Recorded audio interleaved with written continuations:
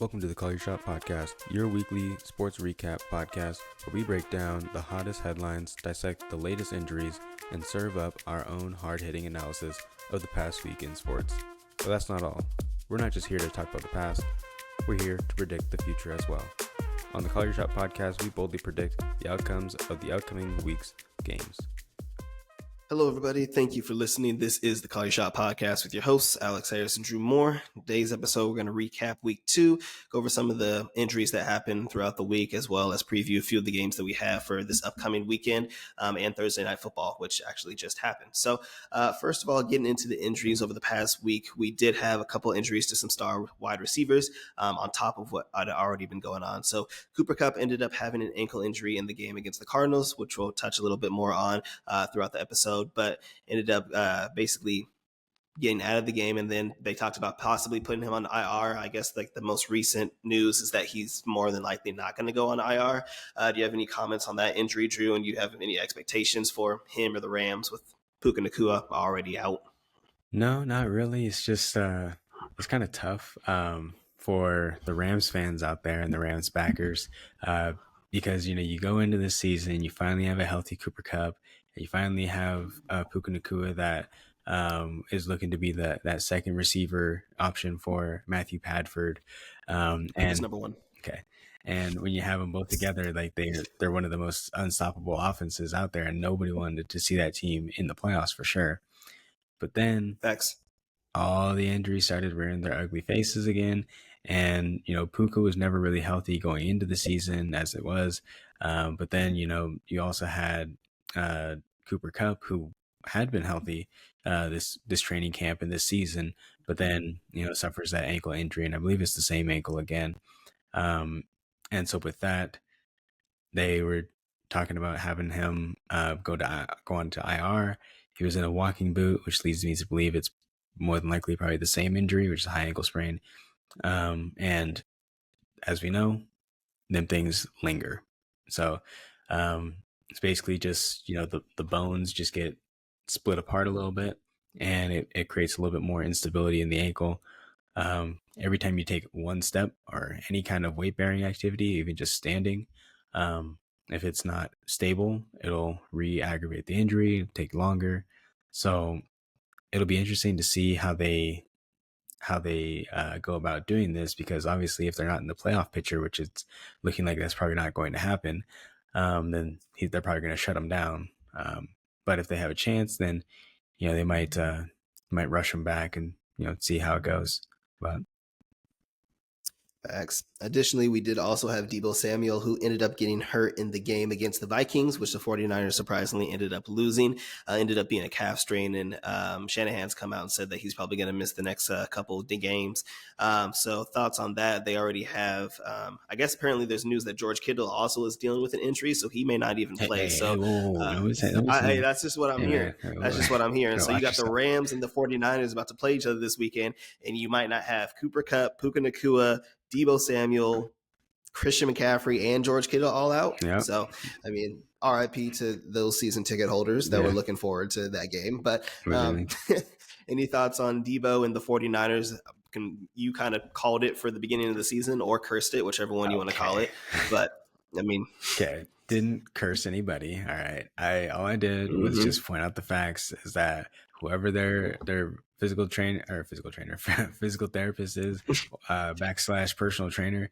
I mean, Drew's coming for your job. I'm not saying I'm coming for your job, but I'm just saying, like, I'm open for hire. You know what I'm saying? Like, you got the voodoo dolls upstairs. But it's like, for one, how is it every single year that they're always one of the most injured teams in the league? Like, that can't happen. 2, it's not like you're getting these like super injury prone players. Like, sure, McCaffrey had a few injuries before he came to the 49ers and stuff, but those kind of injuries were more so fluke plays, and not so much just like, oh, my Achilles just ruptured, or oh, I have a calf strain or something like that. That's more so poor training and poor rehab from the training and stuff that you have too. So I'm just saying, I'm like, I'm not saying that I do better, but like, if you're at this high of a level, I'm assuming that you can do better than this, especially if the other teams aren't really having that problem. And again, maybe it's just a California thing. Could be.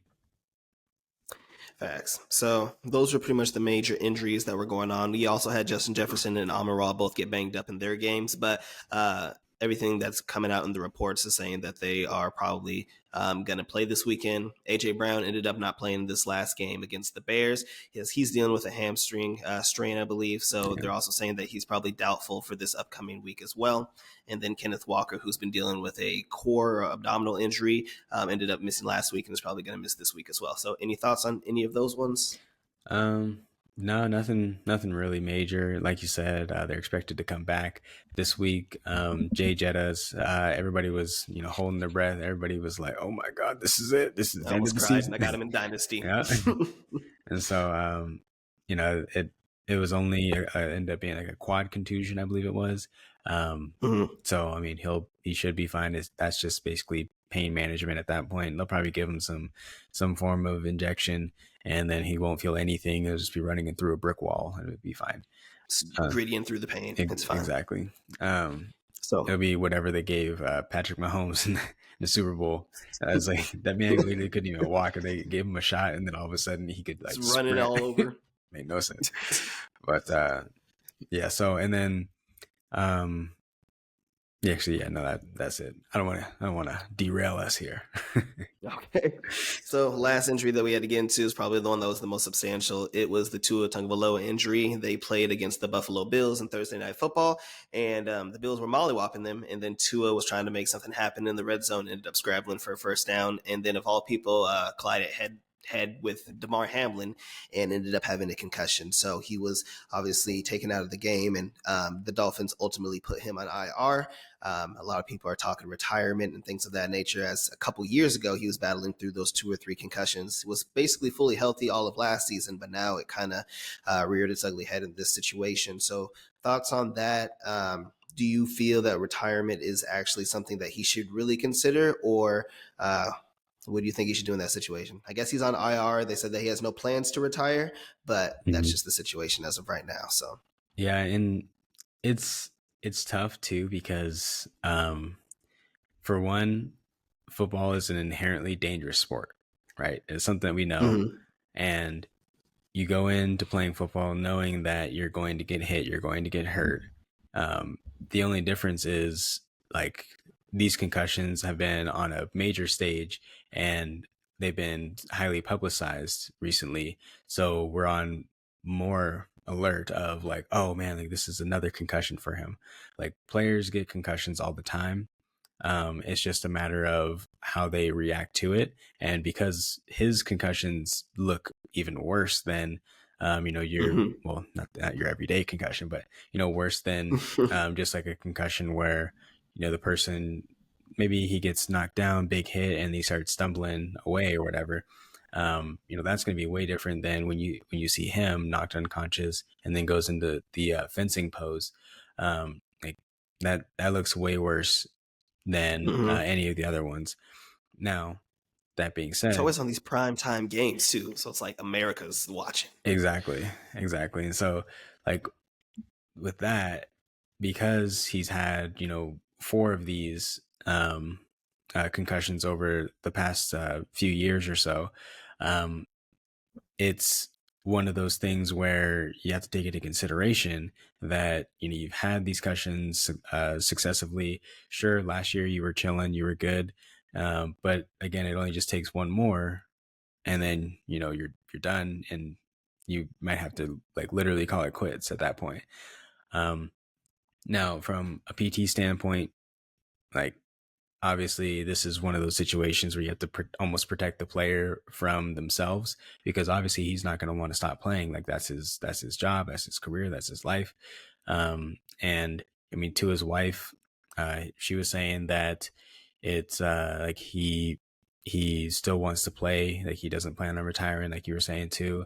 And she was saying that he's fine, he's okay, like he's still the same Tua and everything. But and then Mike McDaniels was also saying that with this situation, it doesn't do any good for anybody to say, oh, he should retire, or for him to make a decision either way as well.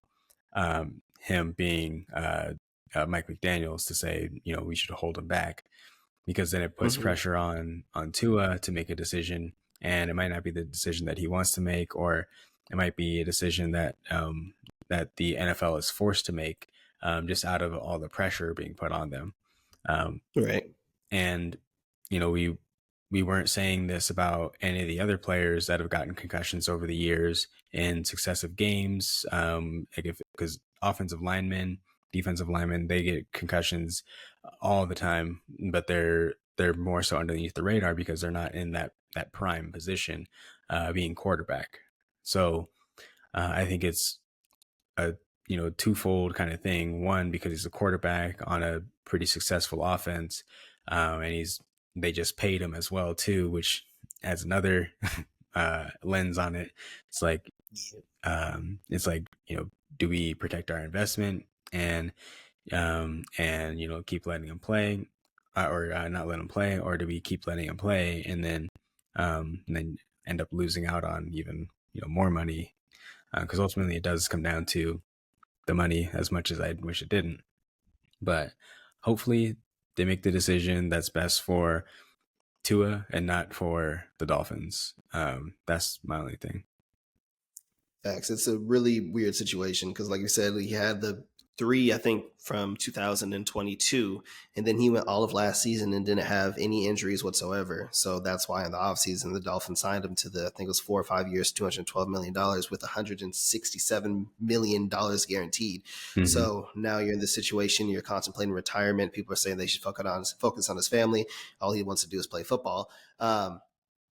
Money's, he's going to be fine regardless, but it's just like one of those weird situations. And then, like you said, with the Dolphins situation side of it, like they would owe him $167 million. And I guess there's like an insurance policy that they have built in where they can basically negate 50 million of that, but they'd still owe him over $100 million. So it's a weird situation. We're just hoping nothing for the best for Tua. He is on IR, so he's going to miss the next 4 games. So the Dolphins are going to be stuck with Skylar Thompson. So sorry to that situation, but so everything that we've been hearing is that Tua plans to continue to play football, and like you said, the coach Donald and them are saying that we should give him his time and grace and allow him to make the decision, and doesn't feel like the NFL should step in or anything like that, especially when you talked about all the offensive linemen, defensive linemen, or even running backs and stuff like that, that concussions are way more common. But just because it's been these prime time games, he's a quarterback, and on this high profile offense, we've kind of seen these situations unfortunately happen. So, that's the situation with Tua. So we'll keep everybody up to date if we learn any new information with that going forward. So that's basically the majority of the injuries. So now we can move on to some of the games that happened in week 2. Drew, were there any specific ones that you wanted to touch on here first? Since we're talking about it here, we can go directly into that Bills-Dolphins game. James Cook show. Pretty much, honestly.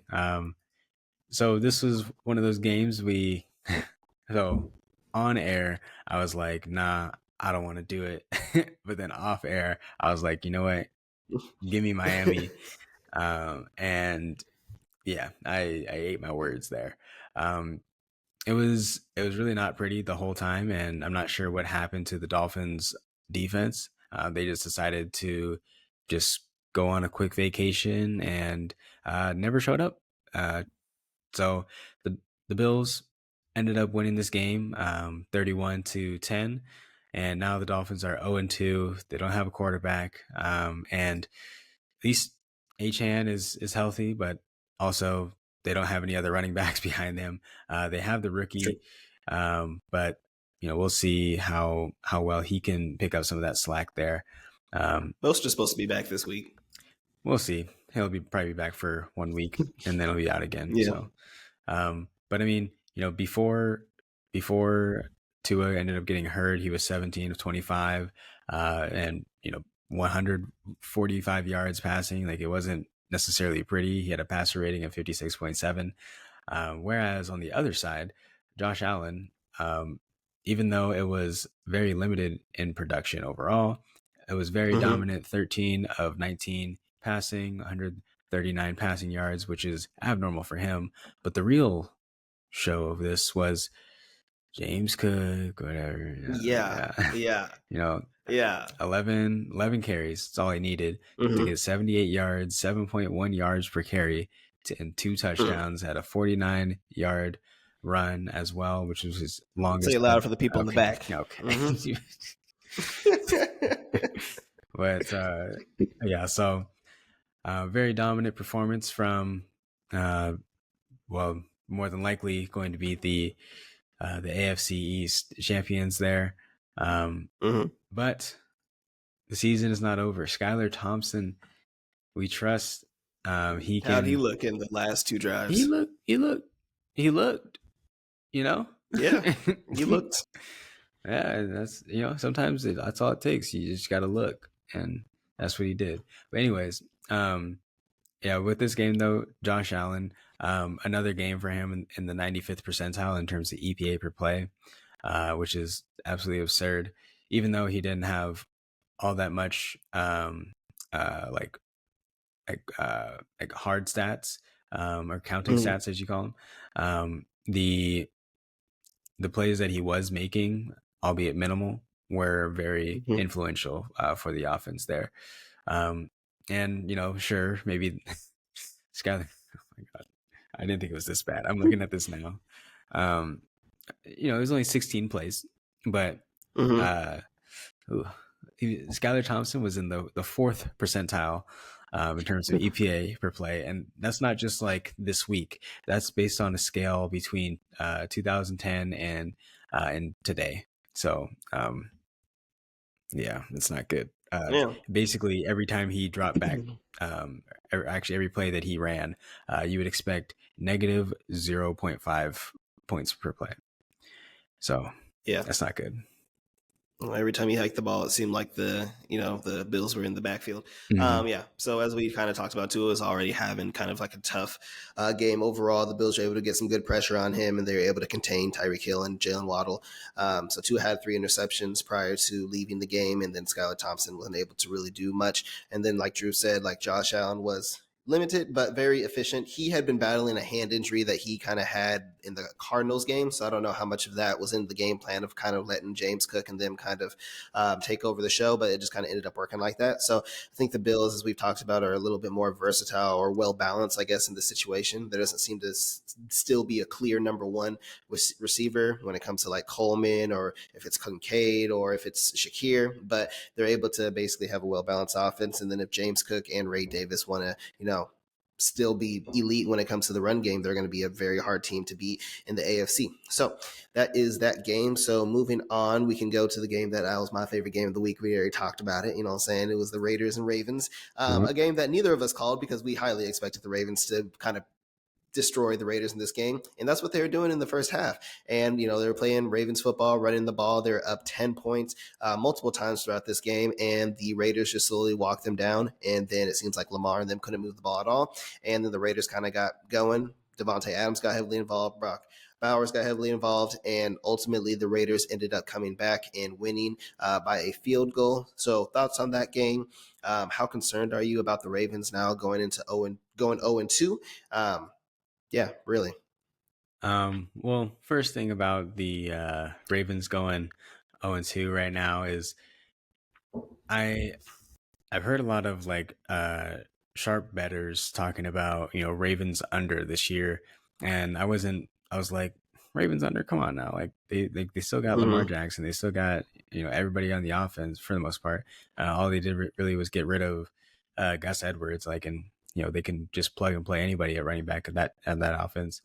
But at the same time, they lost quite a bit on the defensive end, like we talked about last week, and they not enough's really being made of the defensive changes. Not only with our future, our future head coach of the year, our coach of the year, whatever, head coach as well. Anyways, but also they lost I believe it was like a linebacker coach, and then they didn't have Roquan Smith, so it was one of those games where you don't have your green dot guy, out there playing, basically who is the coach on the field. And then you also don't have the direction of your previous defensive coordinators, a whole new defense, and it's okay. Now, it's not really an excuse to lose to the Raiders, for one, but I think that it's really kind of showing up for them in the worst way possible in these first two games. They looked pretty decent. First game against the Chiefs, like they had a chance at the end, but against the Raiders, they really just kind of pissed it away, honestly.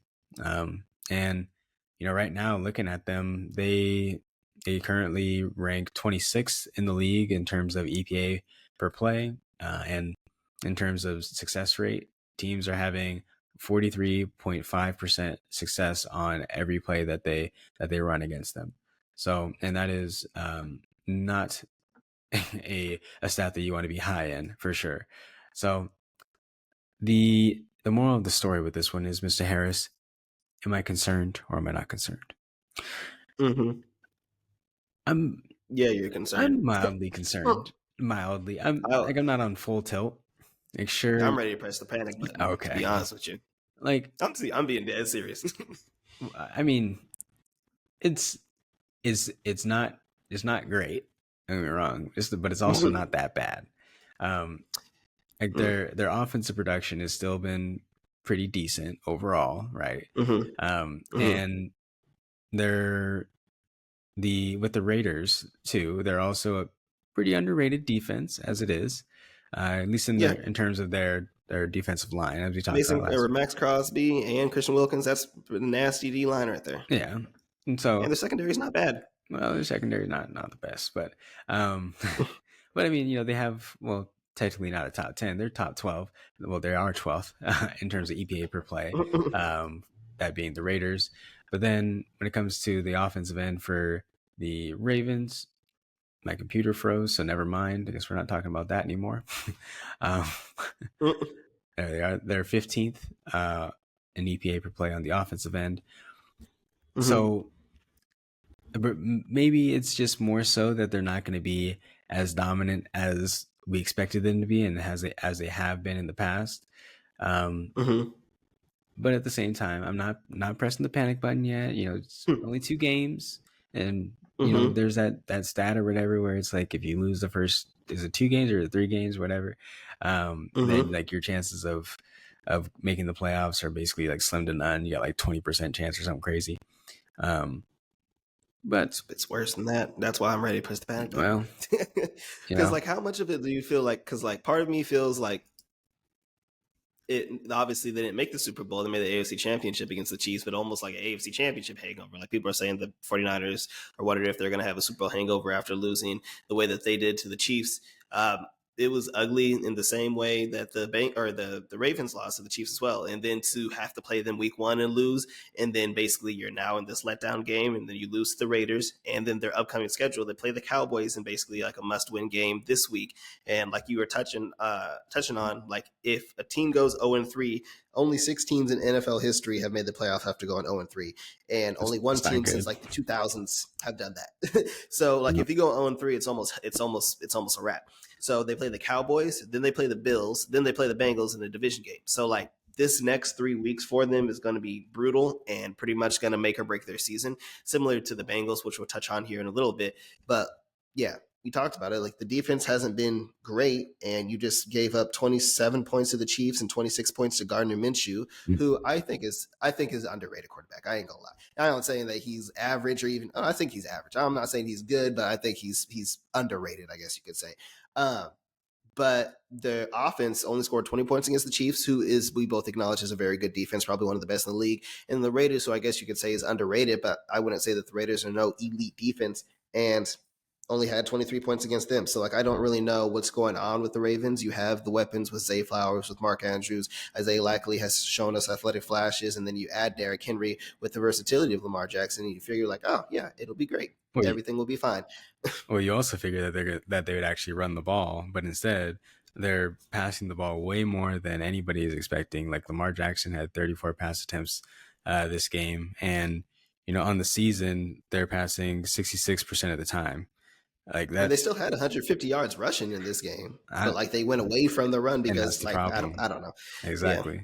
Like and then Justin Tucker out here just missing shit, bro. Yeah. This man can't make a kick to save his life. He's the only kicker in the NFL that has not made a 50-yard kick. I don't understand what's going on, Drew. But yeah, I'm just saying, like, even though they got the running game going, they did exactly what the Lions did in the NFC Championship game. They were moving the ball, they were getting the ball down the field and everything, and doing it quite efficiently. And then they're like, you know what? Let's have Lamar Jackson pass. Let's just start throwing the ball. What do you think? Yeah, let's do that. Even though last year they were the most run heavy team in the league for a reason, which is why they were able to get so many yards on the ground and so efficiently. But then they were like, now we're good, which makes no sense. If you're up, you'd think that you would run more, not pass more, but whatever. I'm not a coach, so. True. So yeah, it's ultimately now a must-win game for the Ravens going in, playing against the Cowboys. So I guess we can touch on next because your Saints, Drew. I mean, dude, are they legit like this or like what's going on? I don't even know what's going on. Like Kubiak, like they just opened it up and it's perfect now.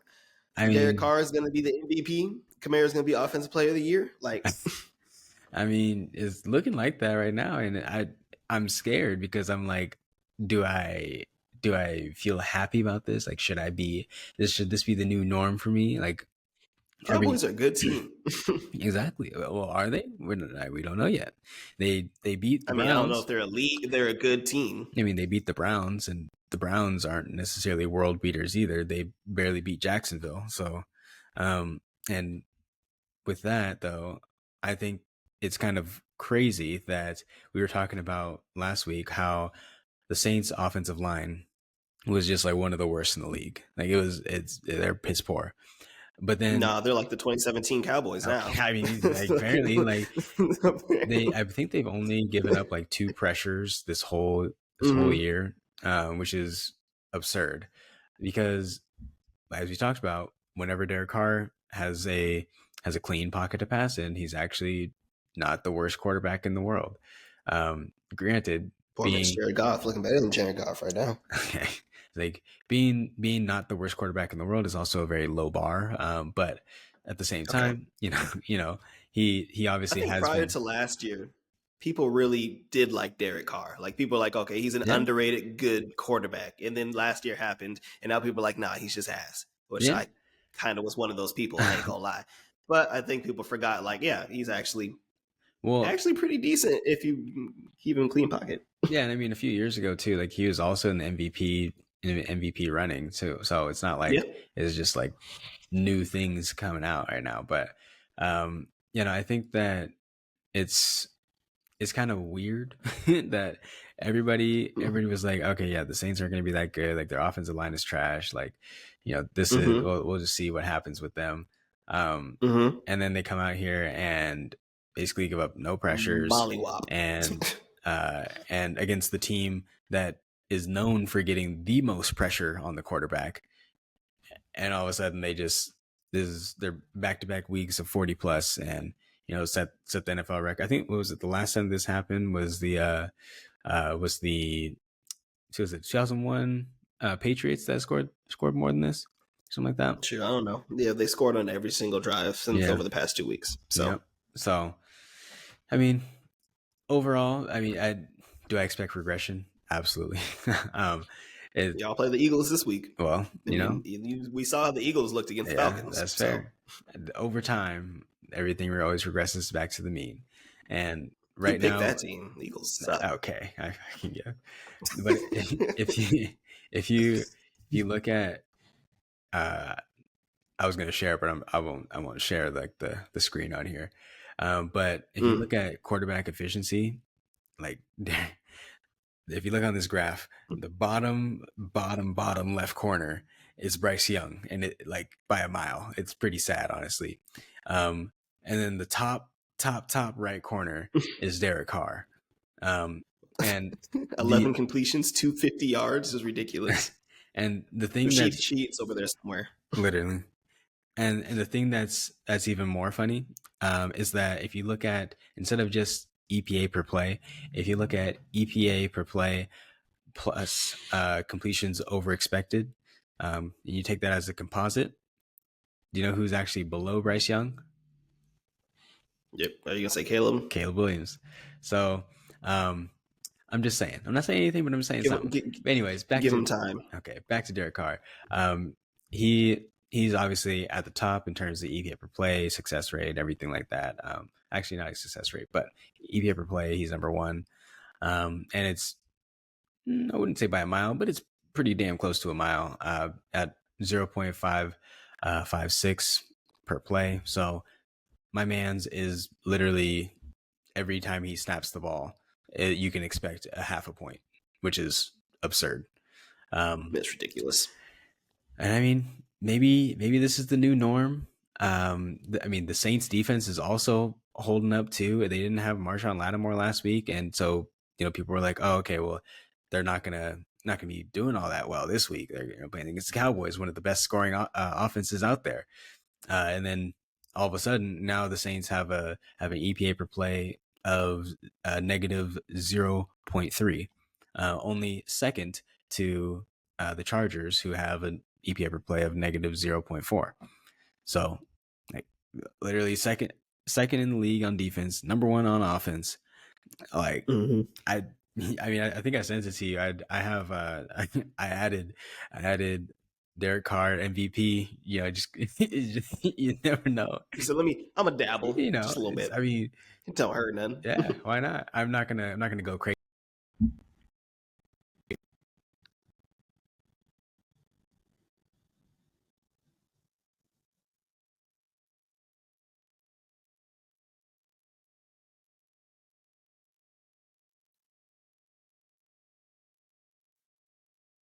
Oh, where did Drew go? Technical difficulties. I don't know if you can hear me. I can. Oh, there you are. You're back. Let me. Your mic sounds weird now, though. Disconnected. It says the timer's still going. Yeah, one second.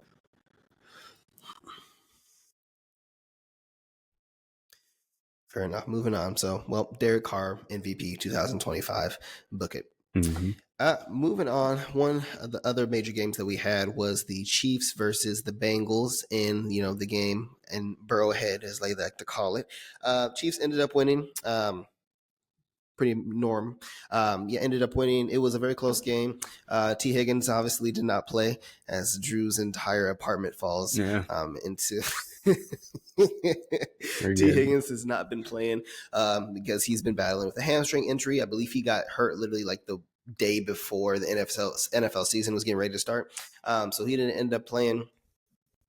The Chiefs ended up coming back in the game. The Bengals did have full control, and then towards the end, Burrow ended up fumbling, and basically the Chiefs had a scoop and score, and ultimately at the end of the game ended up coming back for a game-winning field goal. Ended up being another situation where the Bengals had a defensive penalty that ended up costing them and allowing the Chiefs to get into field goal range for Butker to have another game-winning walk-off field goal against them. So thoughts on that game, and how do you feel about the Bengals compared to the Ravens, who are also 0-2 within the AFC division? Yeah. I mean, again, am I concerned? No, I'm not concerned. Especially because that's my quarterback. That's my MVP. Yep. But I really think that he did what he could throughout the game and everything. And that's the thing. That's the crazy thing about the Bengals is, like, we talked about this before, where the Bengals know that they have enough to beat this team because they've done it. Versus I can't once. Okay, well, it's more than the other teams have done it. So, I mean, I guess it's true. And so, but yeah, no, they have too much arrogance for me. I'm sorry. That's fair. Like, you beat them once, but you acting walking around like y'all are the top dog every single time just to lose and be like, well, I mean, shoot, you shouldn't have called the penalty. You know what I'm saying? Oh yeah, I shouldn't have called the penalty. It's defensive pass interference. I didn't see it, but Yep. But yeah, no. Again, am I concerned? No, not at all. Maybe a little bit, but with the thing with Joe Burrow, as we know, my guy starts slow. Okay, and Doesn't make it okay. well, it doesn't have to make it okay. It just has to be what it Mm-hmm. is. Oh, Mm-hmm. what's up? And in Yeah. terms, in terms of, oh, in terms of um, like luck and fortune and everything like that, Mm-hmm. like the Bengals are one of those teams that right now they're significantly underperforming versus their expectations in terms of third down conversions over expectations. They're actually 28th in the league. The only teams that are worse than them: the Falcons, the Broncos, the Browns, and the Panthers, of course. And that's one of the biggest things that we saw too, is that they were getting to third and manageable, but they just couldn't. Mm-hmm. They couldn't convert on third down, and it's also a product of not really having a running game at all. And with that, is that ever going to change? Maybe, maybe not. They also, Zach Moss, we trust. I don't know about that either. But it's also the fact that they played against the Chiefs again. Same thing with the Ravens. They played against the Chiefs and they also didn't look the best. They, had a chance to come back and win. They basically, I want to say they did come back and win, but they were right there, had a chance to win, and ended up squandering it at that point in time.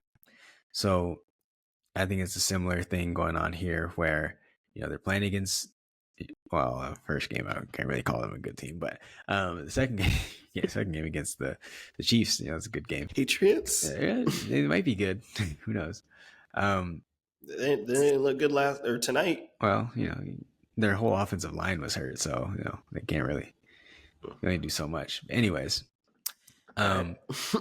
but, like I was saying, their defense is going to be a problem going forward. They have a defensive line with Hendricks and stuff, but they're going to need more on the boundaries, because it seemed like any time Mahomes needed to make a big throw, there was just people wide open with nobody within like 100 yards of them, and that makes no sense. Exactly. So, am I concerned? No. I mean, I'm concerned for both the Ravens and the Bengals. I do want to say that I'm less concerned for the Bengals just because of their upcoming schedule compared to the Ravens. We talked about the Ravens basically having a gauntlet. The Bengals play the Commanders this week, who I hope they can beat, and then they play the Panthers. And then they play the Ravens, which is going to be a tough game, but then they play the Giants and the Browns. So I think that they'll be able to turn around. Also, Jamar Chase has been playing since the start of the season, but he was holding out basically all of training camp. So how long is it going to take him to, get into basically, game shape? But also they're playing without T. Higgins, who's been their number 2, and as he's battling with a hamstring injury. So I feel like they've been the odds been stacked against them. So I feel like there's more of a excuse or reason for them to be 0-2 compared to the Ravens. But it all comes down to like whenever these teams play the Chiefs, it ends up being like, okay, they're in control or they're leading and they have the chance to go up by 2 possessions, which the Bengals did late in the third quarter, had a chance to go up by 2 possessions and they were on a drive to do so. And then basically you end up having a fumble. So, I mean, like, it's just like, it's not a little mistake, but like, it's literally things like that. And they completely flips the game and then, put Patrick Mahomes in a situation to go out and win the game. And most of the time they go and they do that. So people are complaining also about the, pass interference call, which, I mean, it was, I guess, but, it's just these little things like that, and basically why the Chiefs have been so dominant over the past few years, and now they're going for this three-peat, just because their coaching staff and they have Patrick Mahomes, and it's kind of hard to beat. And the Chiefs did not look good at all. I think Patrick Mahomes had 3 interceptions in this game. It did not look good at all. So the Chiefs to still win this game, was very surprising to me, and I feel like the Bengals definitely squandered an opportunity. So yeah, Mahomes, according to our favorite website, runningbacksdon'tmatter.com, he had an EPA per play in the 19th percentile this game. So 2 interceptions, my bad. Not pretty. There we go. And that was also something that we didn't touch on. Isaiah Pacheco got hurt in this game and basically ended up having to have surgery. Now he is on IR and going to be out for the next 8 weeks. So that kind of very unfortunate for Pacheco and the Chiefs in the situation. But, Mahomes may have to go back to some of the, 2019 Mahomes where he actually has to air the ball out more. They can't necessarily lean on Pacheco as much as they had. They've been much more balanced team over the past couple of years with Isaiah Pacheco and running. So I'm not sure Carson Steele is going to go out here and shock the world. So I feel like with their plethora of weapons that, Mahomes is probably just going to do what he does and be MVP like I predicted. Okay. And that's the thing that's weird to me. Like with fantasy football, like what about him makes you want to just be like, I need Carson on my team? Like, they're like, it's a Chiefs running back. Has to be good, right? They even signed Kareem Hunt. I was like, yeah, back to their practice squad. That's the thing. It's like they signed like 30 other people to be a running back, and they got Samaji. So. Yeah, so it's like it's not a guarantee that he's gonna be. Well, sure, they did say that he's gonna be the guy, but they're also gonna use the other guys. He's gonna be the early down back. Yeah. There's not gonna be. Pacheco was definitely more of a workhorse, and they talked about it going into the season that they wanted to use him on 3 downs. Now it's probably going to be definitely much more of a committee. So, I mean, I did not put any stock in any of the Chiefs running backs. Could be wrong, but I mean, so. Yeah, same here. Next, any game that you wanted to touch on next? I mean, just briefly, the Colts game. That was gross. I'm more upset because we used our survivor entry on that one, and fuck you, Malik Willis. Like it made sense in theory, but then looking back on it, the overall correction that the market made, I think it was like a 6-point adjustment, and now don't get me wrong, like Malik Willis is bad, but nobody's like, I mean, I couldn't tell. Like that's it literally. Yeah, no, I'm not gonna get at that. Anyways, but moral of the story is the Colts could not do anything on offense except for run the ball, but then they decided to not run the ball, which is beyond me that they just kept on. Anthony Richardson's a little overrated. Okay. I mean, I'm just saying. I wouldn't say he's overrated. He had a bad game. Packers have a pretty decent secondary, and it didn't help that they just kept on having to throw because they were down. What? So you said that he had a bad game, right? Yes. In all honesty, when has he had a good game? Like from a quarterback standpoint? No, just from like a fantasy perspective. Obviously, he's going to get his rushing yards and his touch. But I just don't think that he's that great of just not even great. I just don't think he's a good quarterback. You just hate him. Which is unfortunate. No, because I want him to do good. I want Jonathan Taylor to do well. He's my fantasy. He's my dynasty back and stuff. I just don't think that I'm not saying Anthony Richardson is like literally Cam Newton, body style, play wise, and all that kind of stuff. And I think that he will, continue to develop as a good quarterback in the NFL.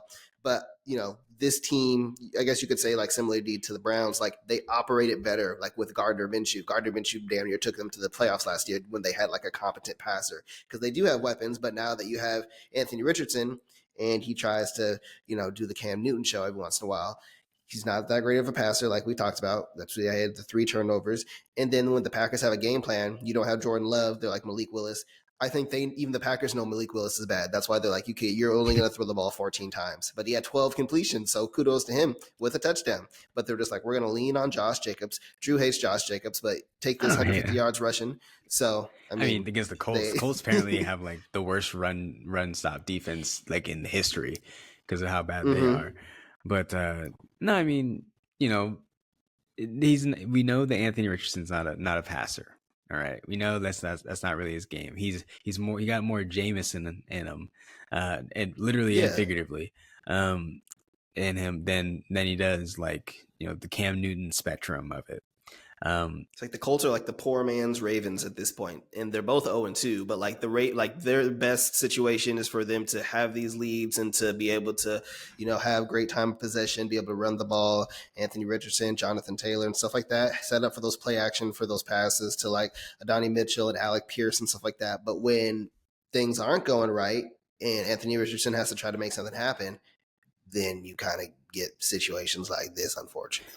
And also, too, that's the other concern is that they're passing so damn much as opposed to running the ball, which is what their offensive line is good at. And Jonathan Taylor did his best. He only had 12 carries and he had 100 yards. So exactly, that's what I'm saying. Like you shouldn't. Your goal should not be to win the game by passing the ball as much as you can with Anthony Richardson. You see what happens when that happens. Right now, it goes 50%, 3 interceptions. Mm-hmm. Right now, they're passing just behind the Ravens, ironically, because it's 2 teams that should be running the ball more, and they're ironically also 2 teams that are 0-2 because they're passing at, like I said before, the Ravens 66% and the Colts 64%. Last year, they were nowhere near those numbers, and they should be more so near the bottom of those numbers, of those ratings when it comes to rush percentage because of their specialties that they have on the offensive end. Now, will we see some change? I hope so because, Shane Steichen is actually like a pretty good coach, and he does know how to make some adjustments, and at least I think he does. So the Colts also do have one of the best, actually I think they might be the highest rated offensive line right now per Pro Football Focus. So I hope so. They can't 10 yards carry. Yeah, it's like I was like they can't really use that as an excuse. Like, oh well, he's just under pressure, and like, well, not really. Like y'all protect him pretty damn good. And then in terms of adjusted completion percentage, it's not great. He's out of 37 qualified, or actually, sorry, 38 qualified quarterbacks.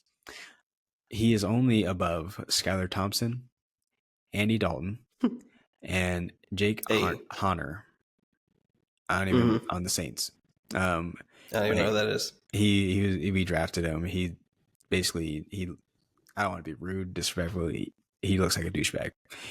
Like, okay. He not literally. Like, he looks. You look like a douchebag. Okay. Anyways, Side note though. Shout out Andy Dalton. They just benched Bryce Young, so Andy Dalton's going to be starting for the Carolina Panthers going forward. Nope. Start Adam Thielen. Throw it to Deontay Johnson. God damn it. Yeah. It's so crazy. I won't get down the rabbit hole, but it's so crazy though. Okay. Like how bad he was. Like, I'm not saying like was like as if he's never gonna play again. Bryce Young, I'm talking about. Oh, Bryce. Yeah. But like it's like staggering. Like you look at it's so bad. Like, you look at like, okay, well, at least this person's like slightly below this next person, and then you look at Bryce Young. It's just a damn cliff. And then you find where Bryce Young is. Like his, oh my god, this is so bad. His PFF grade for passing and everything, 31.8. How does that? It's so bad. How does that even? Will Levis is ahead of him, and I mean, Will Levis just literally gives the ball away for fun. Exactly. Like that's I think his second job. Exactly. Like that's, oh my god, that's I'm so. I was watching the fantasy footballers, and they said that Bryce Young is Kyler Murray without the talent. Bro, that's rude. Just like a normal everyday 9-to-5 person. It's just Kyler. I mean, pretty much. But that's sad. But yeah, so back to the Packers though. Shout out Malik Willis. Both of us had low expectations for him, and they were able to execute that game plan. Jordan Love surprisingly practiced today in limited capacity, and they're saying that he's questionable to play in this upcoming game. So he's not playing. Like, hey man, I'm just reading the news. That's all they said. They said that he's questionable. They said that he practiced in full pads, and that he's questionable against the Titans. Now Malik did he Willis practice in full though? Just because he's wearing full pads. Don't matter. Don't matter. I can go dress up down there. Don't matter. All right. So anyway, moving on. Keep it rolling. So one of the other premier game that we had was the Buccaneers and the Lions. This was a I think round 2 playoff rematch as well. And this time around, the Buccaneers ended up besting the Lions. And we talked about the Saints and how surprising that they are. You know, the Buccaneers made the playoffs last year. They beat the Eagles, so they made it to the second divisional, and they signed Baker for an extension this year and stuff like that. But a lot of people still had mediocre expectations, including myself, for the Buccaneers because they're like, well, the Atlanta Falcons are the new,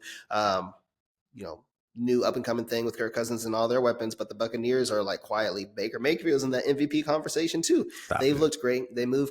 No, what are you talking about? Dude. Like if you're gonna make a top 5 MVP like over the past 2 weeks, Derek Carr would be on there and Baker Mayfield would be on there. I don't know why you hate Baker Mayfield. I don't hate him. Anyway, yeah. So Baker Mayfield ended up beating the Lions.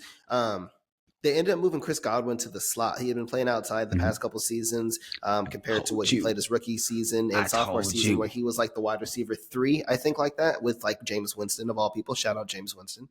They moved him back to the slot and he's actually been dominating. He is actually the wide receiver 1 in all of fantasy right now. So I traded for him last week. And there you go. And the Buccaneers are looking very good. Rachaad White ended up dealing with a little injury, so he's questionable for this upcoming game. So they're saying Bucky Irvin may get a little bit more play. But the Buccaneers do look legit. The Lions have been looking, I don't know, because they had the game week 1 against the Rams, and it didn't look great, but they ended up, pulling it out. They were at home, and then David Montgomery went Jerome Bennis and just straight destroyed everybody in the overtime, and they ended up winning that game. So everybody's like, oh, okay, it's fine. But then in this game, only 16 points. They ended up getting Amon-Ra back involved. But, I mean, their offense has not been clicking on all cylinders as it did last season. So what are your thoughts on that? And what are your thoughts on the Buccaneers and Baker Mayfield, who you hate? I don't hate them. It's just I just don't think they – I mean, obviously he did it last year and everything, so we know he can have a solid season. And he did it his rookie and sophomore season with the Browns. Well, and then that's few and far in between, though, is the thing. But also, I mean, granted, 12 of 19 isn't lighting the world on fire, so let's not lose our minds here, right? But he out here rushing for touchdowns now too. Okay, so I add an element. I'm Anthony Richardson. Okay, with the legs. Anyways, moral of the story is the Lions need to stop messing around with the ball. They just need to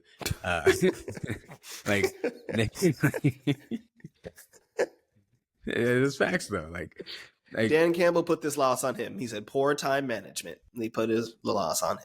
Yeah, and I mean, you have Jared Goff throwing 55 times. That's not a recipe for success. Like, I'm sorry, Jared Goff he's been revitalized in some sense, but we know Jared Goff's capabilities very well at this point. And if you want to have a winning team, it will not be with Jared Goff throwing 55 passes, especially if you have MVP caliber quarterbacks like I just lost all of the names. Baker Mayfield. Okay, stop. I was gonna say Patrick Mahomes, Lamar Jackson, Josh Allen.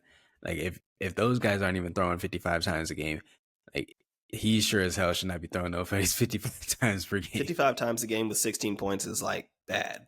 Yeah, like real bad. But it's kind of interesting to see J-Mo out there basically dominating the dojo ish. I'm happy but angry at the same time about that. You probably don't have him, do you? Because he's fucking everybody else up. No, but I mean, Amon-Ra got his touches, but I'm like, bruh, like he took away Amon-Ra's touches in week 1, and then a lot of people are saying that like Sam Laporta ain't getting no love. I mean, that's yeah. But I mean, so I don't really think he's taking all that much from Amon-Ra. Oh, I mean, maybe week 1, but not this week. They're like overcorrect. Well, yeah, I'm saying like targets. They got back to him. Yeah, exactly. Like take 18 targets. But no, like Jameson Williams, I'm upset because I drafted him and stashed him last year, hoping for some good stuff. And then the way people were talking about him was that like, oh, if they don't do anything their rookie year, then they don't do anything ever. And then I was like, okay, sure. And then but again, I picked him up off waivers in one of my other leagues, so glad there you go. Did that.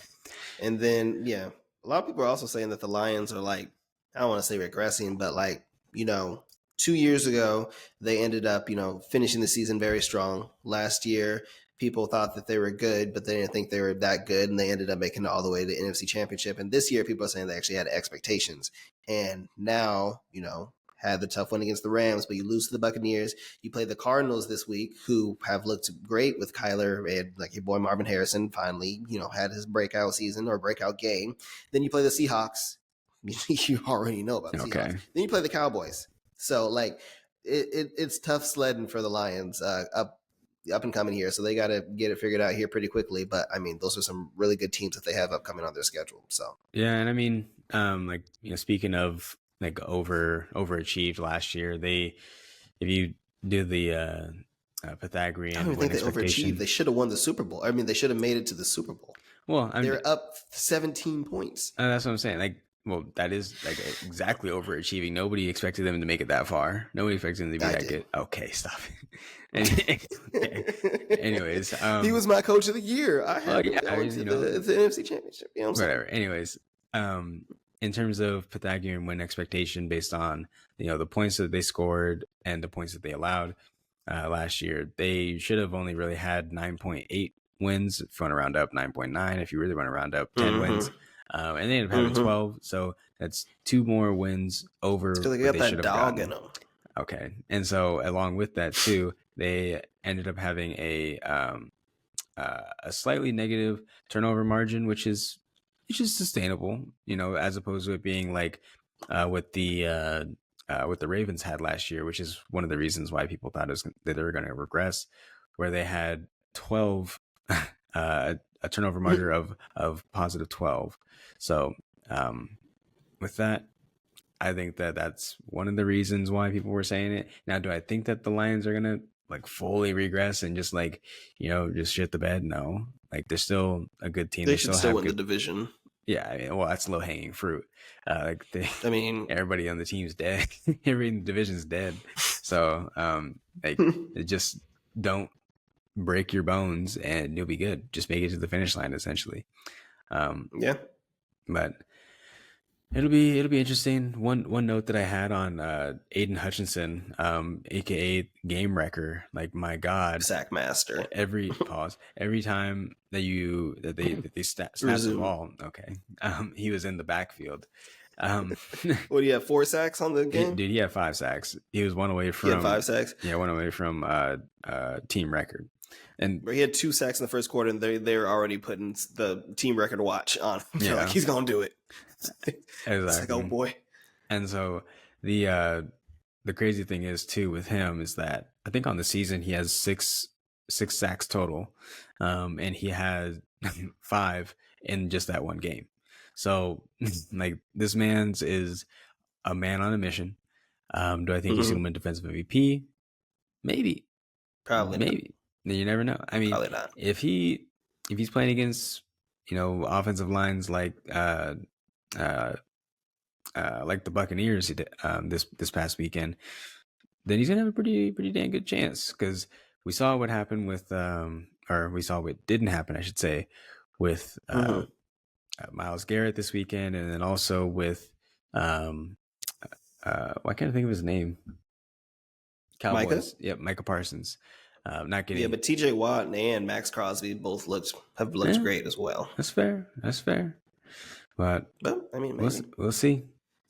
Possibility. Last one that I really wanted to touch on real quick was the Falcons-Eagles, the Monday Night Football game. And, you had the Eagles flying high as they had just beat the Packers over in Brazil. And then they come into this game against the Falcons, who lost to the Steelers, who are 0-2, or who are 2-0, surprisingly.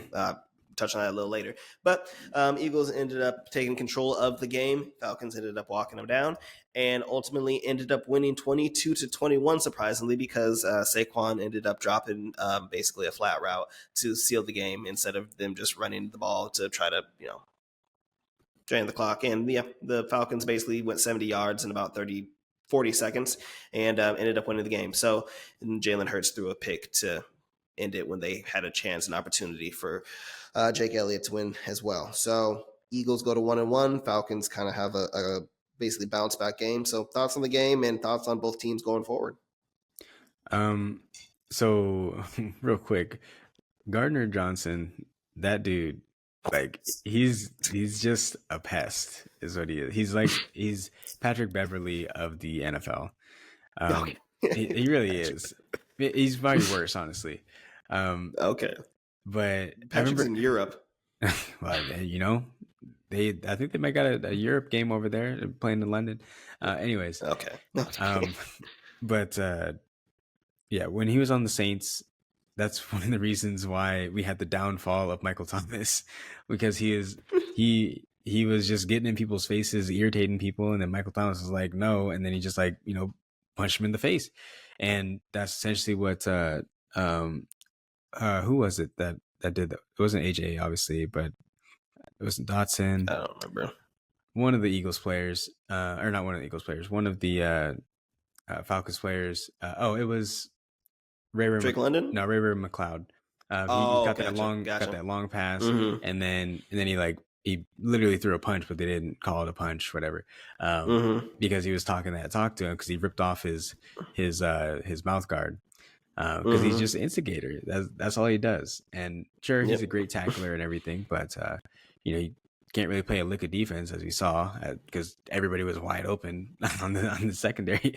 So, and that's the big problem too with the Eagles, is that they're they suck.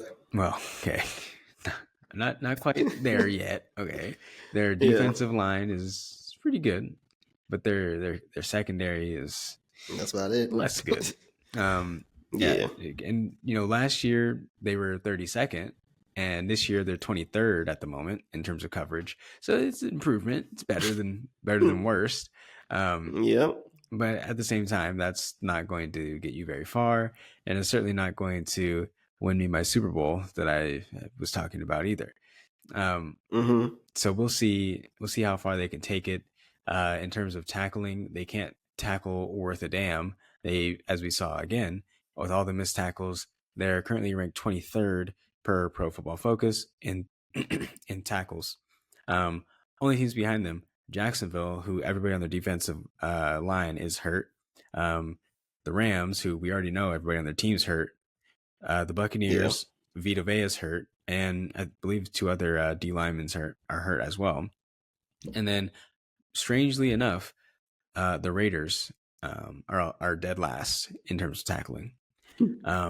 But moral of the story is they need to snap out of it, like real fucking quick, because it ain't gonna change.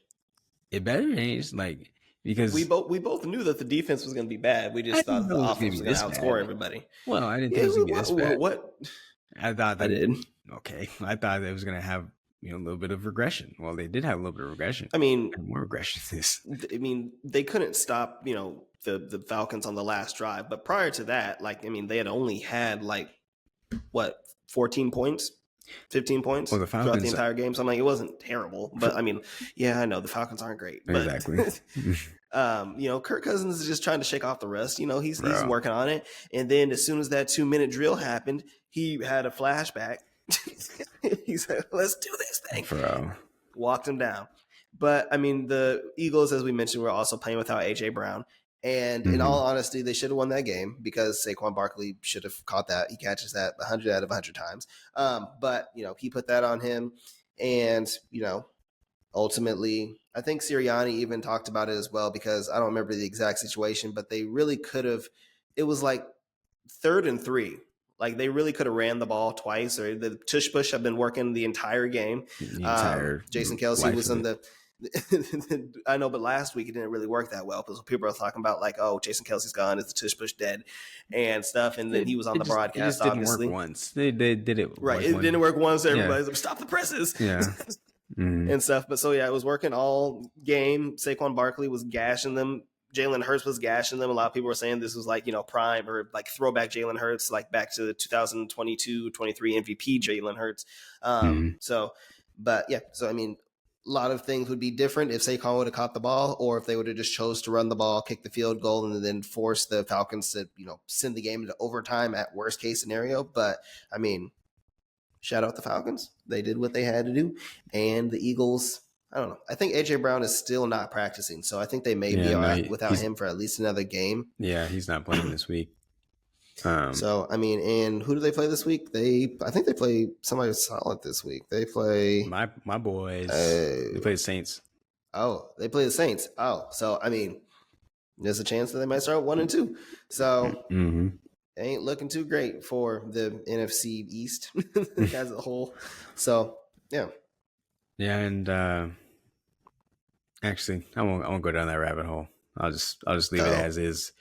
But moral of the story is, don't press the panic button yet. They're still going to be your NFC East champions, especially if they make it at least look respectable against the Saints this week. So, yeah. Yeah, that was the last game that I had was the 49ers getting upset by the Vikings. And you said last week that Sam Darnold was still ass and that you would give him his props if he showed you something this week. Did he impress you enough for you to finally give him his props? No. Well, okay. Right. 2 touchdowns, 275 yards, only 1 interception. It's cute. He had 32 rushing yards. Like, what do you want the man to do? He had a 97 yard touchdown pass to Justin Jefferson. Do you know how fluky that is? It don't matter. Come on. It don't matter. All like 95-yard plus touchdowns are fluky. Remember like Juju's? Like he got a slant and then ran it for like 85 yards. Wow. Justin Jefferson, he threw a bomb like 40, 50 yards down the field, and then Justin Jefferson made 2 guys miss, gritty to the end zone. But I mean, what more do you want from Sam Darnold, bro? I want him to win a Super Bowl. No, it's fine. Well, for one, I did I or did I not say that? Well, I didn't want the initial points, but I teased them up with the Texans 6.5. Yeah, and so that way I could have some cushion because I didn't trust that man. Yeah, but you also said that if they win, it was not going to be because of Sam Darnold. Yeah, I mean, was it really because of him? I don't know. I don't think it was. I think it was also a product of the defensive production that they had too, and also I wouldn't say bad Brock Purdy, but there was some Brock Purdy without his weapons. Yeah, there were some errant throws out there, but ultimately Sam Darnold has played well through the first couple games. Do I expect it to continue? No, because he's done this before where he'll have a couple good games in a row and then he'll go back and turn back into a pumpkin and we're just like, oh wait, that's that guy. The 49ers are Super Bowl favorite. Even without like everybody on their team. They're still one of the better teams in the NFC. Debo played the entirety of the game. So like fair. The only person that they were missing were C-Mac, and Jordan Mason still ran for over 100 yards. So I mean like I'm just nobody saying. on the defense for the 49ers was hurt. They were all playing. What's his name? I can't. What was his name? Ufungo. That's true. He was out. Fred Warner was out there. Fred Warner's a dog, but Fred Warner got that nasty pick. But that's what it takes to pick out Sam Darnold, bro. You have to have some elite highlight play. You know what I'm saying? Okay. But they play the Texans this week, so another contender, and Sam Darnold's going to prove you wrong once again. Oh my God, I'm mad that on Pro Football Focus in terms of like passing grades, they're third in the league. Like and that was without Jordan Addison. Like it was obviously it was just Justin Jefferson. It was just Megatron or Randy Moss. But I mean, still. Without your number 1 or your number 2, and they haven't been playing without TJ Hawkinson, so it's literally been Justin Jefferson's show. So I mean, he's not even pulling. This isn't even my final form, Drew. Oh my God! Like, I still got more weapons coming. Well, I want to see you put a bet down for Sam Darnold MVP. No, I'll see. Well, I'll put a bet. I'll put a bet down for them to beat the Texans with the spread. No, I won't. Maybe. Immediately. Because they're the Texans are 2-point favorites. The Vikings are at home. And Joe Mixon might not play. More than likely will not play. Hey, maybe. Shit, man. Upset of the week. But yeah, that's all I got for games this week. So what was there any other games that you wanted to get into? And we can maybe touch on the Jets game for Thursday Night Football that happened just earlier tonight for week 3.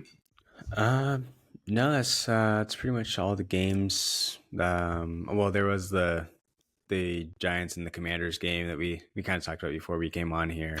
Yeah. What was that stat that you were saying about it again? It was like the first time in NFL history a team, being the Giants, had 3 touchdowns, no turnovers, and the other team did not score a single touchdown, and then that team still lost. Yeah. Like, that'll make the Commanders had 7 field goals. The Giants kicker, I think it was Graham Gano, ended up getting hurt midway through the game, so they weren't able to kick any extra points or kick any field goals. But I mean, I've seen Chad Ochocinco. I've seen Tom Brady punt a football. Like, I've seen a lot of people. Remember Clayton? Clayton kicked a field goal too.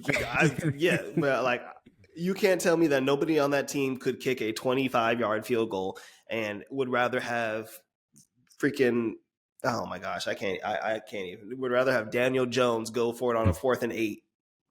Wow. Okay, I don't know what kind of analytics team that they got over there, but I mean, I digress. Jaden Daniels got his first win, so there you go. Absolutely. But yeah, that was the only other. There you go. That was the only other game I wanted to get into. There was that one, but there you go. Yeah. So real quick though, we can touch on the Jets ended up beating the Patriots for the first game of week 3 for Thursday Night Football. Aaron Rodgers. The commentators need to chill, bro. I was watching that game and they were like damn near on their knees for Aaron Rodgers every single time he made a play. They're like, oh, that's 2019. That's vintage Aaron Rodgers right there. He had a good game, threw for 274 yards, still has not thrown for 300 yards, I think, in over like a year and a half. But he had a very good game. Breece Hall 8, got Garrett Wilson. It got a lot of people involved. Everybody kind of spread the ball out.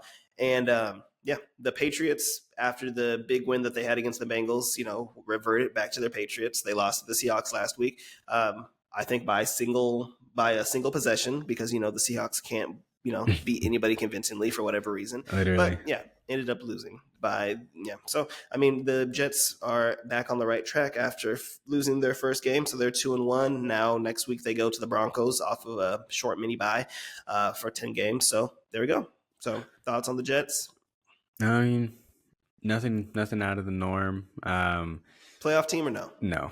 Well, I mean, maybe by default, like if all these teams are gonna have like all their players just hurt, then then they'll just happen to get in because they don't have a choice. I mean, it had to be a wild card unless we think the Bills are gonna fall apart. But. Exactly. So, but I mean, it's I want to say I'll say that this is exactly what the NFL wanted to see. Is that a New York team, starting to rise up to the top again, big market, big name player. Then you have you got Breece Hall, who's like one of the top running backs in the league. So it makes for a good comeback kid kind of story, even though Aaron Rodgers can be kind of a prickly pear. But he did have a maybe it's fair. Ultimately, he did have a pretty good game this week, and they actually protected him, which is new. And one thing that they're trying to do this year. And the Patriots actually have a pretty solid defense too, as we saw through the first couple weeks. Or maybe those offenses just aren't that good. I don't know. But we also know that the Jets' offense has looked very stagnant, and they've mostly been relying on Breece Hall. Whereas this game, Aaron Rodgers goes out 35 pass attempts on 25 or 27 completions, like you're already saying, 281 yards as well. This was the Aaron Rodgers game for sure, because it was first game back in the stadium. We knew that he was going to ball out. You knew how much it meant to him. So just give him double check. Exactly. Also, side note, we know the Patriots are going to be bad. Can we protect Jacoby Brissett a little bit? Because I feel bad. They're out here. He is just getting destroyed out here. There is no protection for him, and that's why they said, a lot of people are saying that they didn't want to start Drake May because the Patriots knew that their offensive line was bad. So, I mean, We finally got a little bit of Drake May towards the end of the game, so we saw him. But yeah, Jacoby Brissett is getting straight destroyed out here, and I feel bad. Yeah, and I heard that too. Like they were saying they didn't want to just throw him to the wolves. And I mean, that's fair, but at the same time, you gotta give it to Jacoby. He can gotta start him. But no. We saw what happened with Bryce Young and how that ended up turning out when you just throw him to the wolves, and it's not necessarily the best thing for the player in the long term. So I guess it makes sense. But if they keep on winning with Jacoby, it'll make it kind of difficult to go back to the rookie. I'm just saying, Jacoby Brissett MVP. Fair enough. Were there any games for this upcoming week that you wanted to touch on, or that you kind of had going forward when it came to betting? I'm going with you already know I'm going with the Seahawks. At home, Skylar Thompson. You know what I'm saying? Yeah. 3-0. Yep. I'm gonna go with my Nolans Saints this week. I bet against them. I know I bet against them 2 weeks in a row. Maybe this is the week that I versus your Super Bowl favorite. Something has to give, Drew. You think you want the Eagles to go 1-2? Your Super Bowl favorite? I mean, the big thing about this too is, like, sure, one game fluke. It was against the Panthers. 2 games, okay, something's really happening here. But then also being against the one of the quote unquote elite defenses, like, you got my attention now. You got my attention. Mm-hmm. I'm a bite. I'll and and ultimately too, we got a dog to fave line movement here. It opened up with the Eagles as 3.5-point favorites. And now it's flipped all the way to the Saints as 2.5-point favorites. So, granted, they are getting 67% of the bets, 77% of the money. But when you have that dog to fave line movement and it goes through that key number of 3 on the as it was moving down, and then it goes back through the 0 as well, which is a very key marker. That is very important. I'm taking it. You like it. I love it. Obviously, you know me, going the money line. I actually already bet the Saints earlier on Sunday when the lines first came out, just because I thought that there might be some line movement. So I got 2.5, but I'm also going to take the money line as well too. I probably should take the money line initially, but it is what it is. Got some value on the spread there, but that's gonna be my first pick. Which one are you going with? You said the Seahawks there. Yeah, I'm going with the Seahawks. I really want to go with the Vikings, but I'm scared. Do it. Do it. I'm scared. Do it, Mr. because I actually think the Texans are actually like contender within the AFC. CJ Stroud, little bro to Caleb Williams. So that was the talk of this week. I don't care what he said. Okay. He said Caleb didn't want. Hey, don't kick my ass and then be like, hey, come here, pull my shirt, bring me back here, boy. No. Yeah. So, would you want to make a little wager on how much you be talking about Anthony Richardson, the Colts and the Bears play each other this week? You know what I'm saying? I like the Bears. You know what I'm saying? It's so gross. I don't want anything to do with that game. I don't want anything to do with that game. What do you mean why? That's gross. Like, I mean, why? You got one of the you like Anthony Richardson? I do, but I also like making informed decisions. and that is a ill-informed decision, and especially if Shane Steichen's not going to do what he normally does, and that is be an actual good head coach, then I don't want anything to do with the Colts for now, at least. Granted, the Bears have actually a pretty decent defense, so that could be a problem for this offense that just threw 3 interceptions going forward. Yeah. On top of that too, just about everybody on the Colts defensive side is hurt as well, so they're not going to be getting any pressure on your boy Caleb Williams. I don't want anything to do with the Colts in this matchup. I'm scared. I'm on full tilt for the Colts, honestly. But even though it's like, the Caleb Williams has been statistically one of the worst quarterbacks in the league. Okay. And visibly one of the worst quarterbacks. He's not been good. Bro. He's not been good. Yeah, 1-1. Do you know how many? First of all, we talked about how many great weapons that he had. I mean, can I get some? Can I get a full game with my weapons? You know what I'm saying, bro? Do you know how many big time throws he has this year? I mean, you ain't got who you gonna throw to? He has zero big time throws. How do you have none? You're a starting quarterback. We're still 1-1. Absolutely nil. Still 1-1. Okay, so bet me against the Colts. No, I don't want the Colts. That's gross. Anthony Richardson has a ton of big time plays. Have you seen those touchdown plays to Alec Pierce, bro? Have you seen their defense? They're DeAndre Swift's about to look like Adrian Peterson, bro. This could be crazy. Like they literally have given up the most rushing yards in the league. I don't. I'm not doing it. You can't make me. God damn it. Yeah, nothing to do with it. I'm also, you know what I'm saying? I don't know why. Are the Cardinals good? Like, are they actually good? Like, I can't tell at this point in time yet. I'm gonna say, no, well, obviously the offense is good. But, like, I mean, shoot. So they're at home. They're 3-point underdogs to the Lions. What's the 51? Yeah, 51.5. They ain't stopping nobody. I mean, the Lions ain't stopping them. Well, that's true. And we know that the Cardinals ain't stopping nobody either. The only reason why they were able to do anything against the Rams last week was because the Rams had nobody. Died. Exactly. They were pulling people out of the stands to play for them out there. So true. Yeah, I would take the over on that. Any other game that you like this week?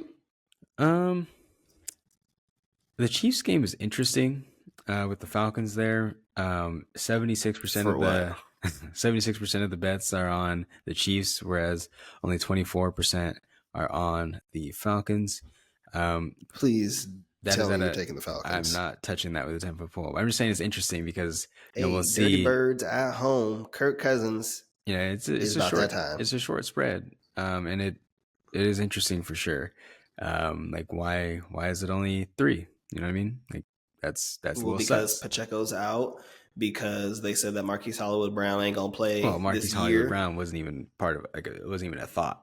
So, well, I mean, their number one running back, their workhorse running back is out, and you know the Falcons just beat your Super Bowl pick. So I'm like, hey, maybe they're not as bad as people thought. Maybe the Steelers just that good defensively. Okay. Anyways, we just ignore whatever the hell that was. But I'm just saying, I like the Bengals this week. Same. The Commanders are not going to. The Commanders are not going to stop a nosebleed. So let me write that one down. Let's see the Bengals. And then sifting through this here right quick, the Bills are interesting, but also kind of scary as well because 5.5 or 5 is a little steep for my liking. Jaguars are one of those teams that I don't think they're going to be good. Well, obviously they haven't been good. They're 0-2, but like they can like they're that one team to like fuck around randomly and then just kick your ass for no reason. But I mean, ETN's been struggling with injury. Evan Ingram, I believe, is still going to be out. Plus, I mean, yeah, I got the Bills on that. I'm sorry. I would take it even against the spread. So sorry. Yeah, that's the thing. Like you were saying too with the Jaguars, is I don't know if they're going to be good. I don't know if they're going to be bad this week. I don't know what kind of Trevor Lawrence we're going to get. Good Trevor, bad Trevor, in between Trevor. Like I don't know. And so Gardner Minshew's better. Okay. Oh, then we went over those stats. Take your Raiders this week. Is your Mr. Raider the Panthers? Okay. -5. You gotta tell me twice. Is that what you want? Twice? You okay? Well, no, I don't. What? I don't. Because I forgot. Because Andy's gonna fuck around and do some stupid shit. I might. Give me my Seahawks. Give me the Bengals, and give me the Chiefs. I think the last one I'm going to go with is going to be the Titans this week. That's disgusting. Yeah. Against the Packers. Yeah. I'm not losing twice to Malik. Disgusting. Oh, you're taking the Packers? No. I'm taking the Titans. You're taking the Titans? Yeah. Oh yeah. The coach is ready to literally murder Will Levis. Like Will Levis literally threw another pick, and the fuck are you doing? Bro, I feel bad too because like he is like the typical build that you want for a quarterback. He's mobile, he's versatile, he's like I don't know, he's like 6'3". He's a strong guy. He has good arm, and then like he has a couple flash plays. Like he had the Calvin Ridley throw, and he's had a couple of good moments, but then he'll literally just malfunction and literally just hand the ball to the other team. Mm-hmm. Like it is impossible. See, here's the thing though. It's like they're in these games that they're playing, right? Like they're not early. It's not like they're just getting blasted. Like they're winning the games. But they haven't. The games that they're in have not been against good team. I mean, like you said, we think the Jets are like a slightly above average team, I guess you could say. But both don't. The Bears haven't been a good team, and like. I mean, it hasn't looked good. They haven't scored more than 17 points in any single game.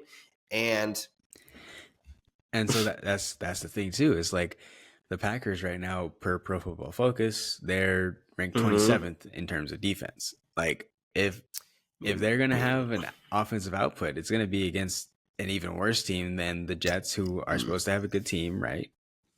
And so Hopkins is already banged up. Tajay Spears is supposed to be out. Bro, Hopkins is always banged up. Tony Pollard's Hopkins always banged out. He was never really like the main guy anyways. We knew it was going to be Calvin Ridley. So that's not even a concern at the moment. But you're gonna let Malik Davis just ruin your hopes and dreams again. Yes. You're putting your faith in the Titans of all teams. Yes. The Titans. Yep. Okay. Tighten up. It's gross. Tighten up. It's gross. and that's why I love it. I mean, like why is the line opened up at -1, and now it's because up to, they don't think Malik Davis is good. Malik Williams or Malik Willis? You mean? Yeah, I don't. You know his name. That's rude. I don't. But yeah, no. And the line moved all the way up to -2.5. Josh Jacobs, $125. I mean, probably, honestly, like if we're 2 touchdowns. Like if we're being real, probably. But let me see. Where is this production coming from, Drew? What do you mean? Where's the production? You think it's just you think Calvin Ridley about to just have 3 touchdowns or what? Like how are they gonna score? Any way that they want it, they gonna get it.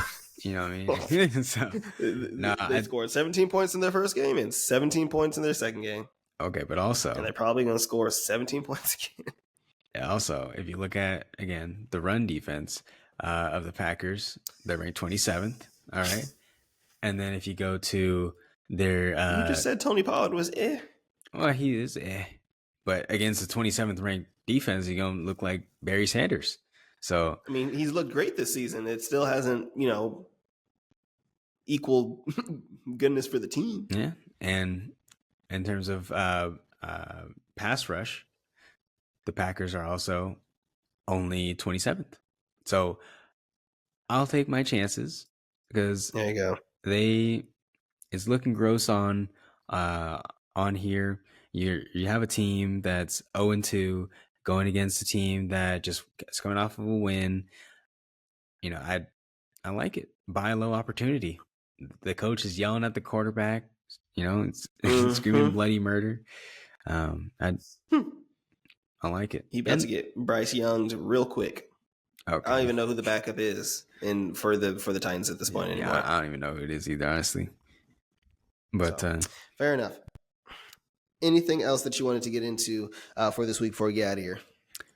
No, I believe that's everything. There actually is one last one I'm looking at. It's kind of gross, but I might. All of your picks have been gross. That's fair. I might do it. We'll see what happens. I got to look at some more injury reports and stuff. But I'm looking at the Steelers. Against the Chargers. I'm so low-key wanted to take the Steelers. I ain't lying. That's what I'm looking at too. I saw it. I was like, hey, like they're actually gonna make Justin Herbert throw. It's so bad too because like how much because Justin Herbert was like the young elite quarterback He had the great rookie season, and then he battled through a lot of injuries and stuff. And now we're here with the new coach and Harbaugh and stuff. And now they have the dominant run game with J.K. Dobbins and Gus Edwards. But, Justin Herbert hasn't really had to do anything. So do you think that obviously that's just because of their scheme, or you think that Justin Herbert, maybe he's just not as great as we thought he was going to be?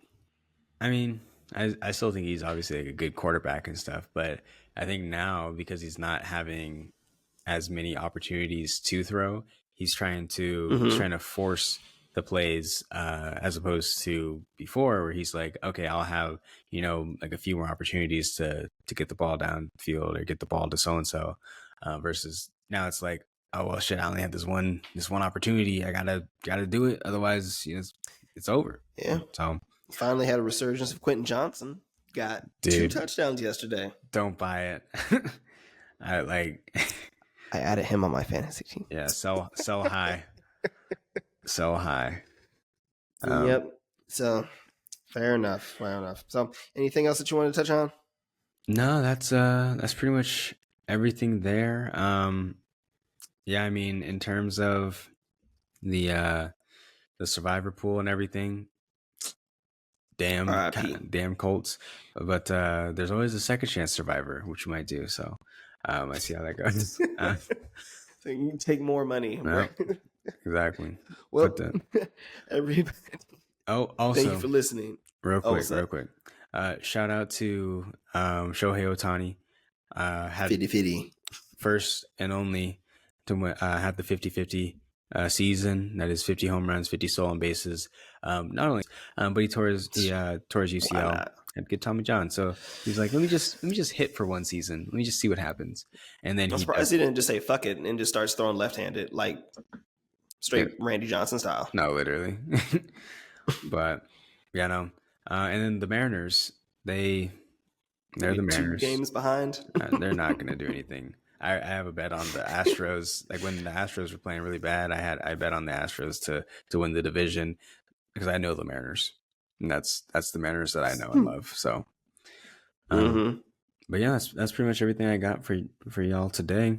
You said the Colts, Bengals, and who else you said? I did not say the Colts. Or sorry, I said the Seahawks. I was reading. I said the Seahawks. I read Seahawks, but I said Colts. Seahawks. The Seahawks, Bengals, and Chiefs. Oh, you're the Chiefs. I missed that. Yeah. I got the Saints, the Bengals, and the Titans. Tighten up. No. Okay. Anyway, thank you for listening, everybody. This has been the Call Your Shot podcast with your host, Alex Hayes and Drew Moore. Again, make sure you're following us on our social medias, be it Instagram or wherever you can find your podcast. That's where we're going to post our bets, and that's where we're going to have a little bit more content for you as well. So anything else that you got going forward, Drew? That is everything. Perfect. We will see y'all next week. Peace out. Yeah.